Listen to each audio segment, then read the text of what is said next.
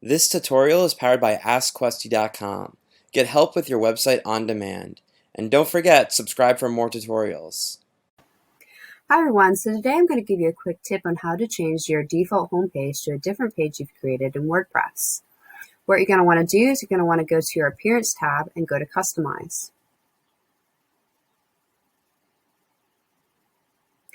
Once in the Customization panel, you're going to want to scroll down and go to Homepage Settings.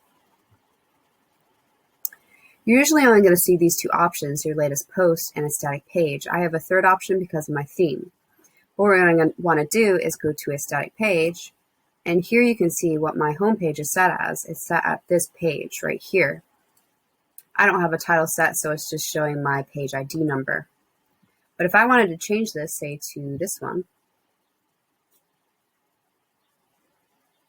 there you go. Now my home page has changed to this page. So whenever someone types in my URL in their search bar and they land on my page, this is the first page that they're going to see. And that's how you change your default home page to a different page in WordPress. Hope that helps and have a great day. Thanks for watching. If this was helpful, please subscribe. And if you need extra help, visit AskQuesty.com and send us your questions.